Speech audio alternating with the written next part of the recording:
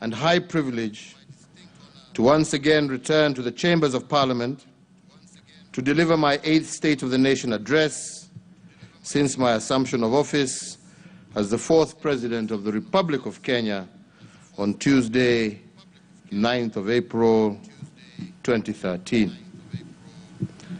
As always, it is a great pleasure to return to this august House, where I have had the opportunity to serve on both sides of the parliamentary divide, indeed, with many of you who are present here today.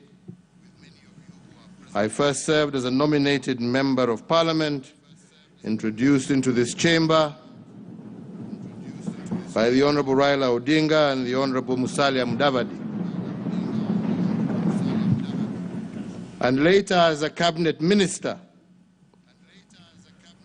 And after an unsuccessful presidential bid in 2002, I found myself on the opposition benches as the leader of the official opposition and Member of Parliament for Gatundu South.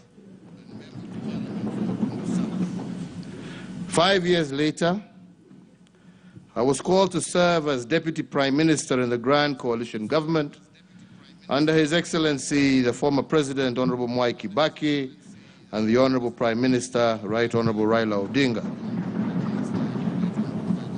In that position, in that administration, I held 2 positions, the Minister of Trade and later the Minister of Finance.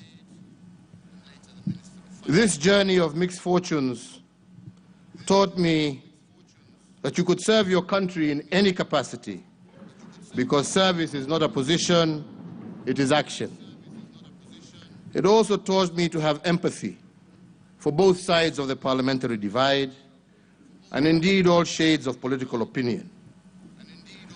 Of all the lessons, the enduring one is that Kenya is always greater than any one of us. Indeed, in times of great political turmoil,